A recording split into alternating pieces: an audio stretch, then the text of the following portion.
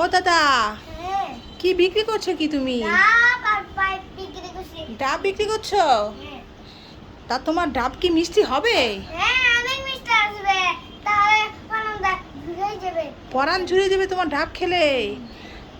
তা শোনো, তা আমাকে একটা দেবে? কত টাকা করে ডাব? 200 টাকা পিস? তা তোমার ডাব তো মিষ্টি হবে। তা শোনো, একটু কম টম রাখো।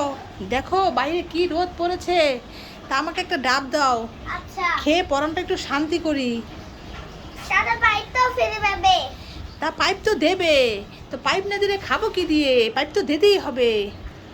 দাদা, তুমি কিন্তু বলেছো ডাব মিষ্টি হবে।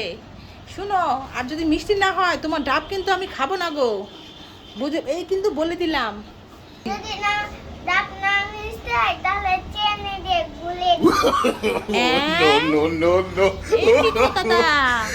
তুমি চিনি নিয়ে এসেছো সাথে ডাব বিক্রি করার জন্য?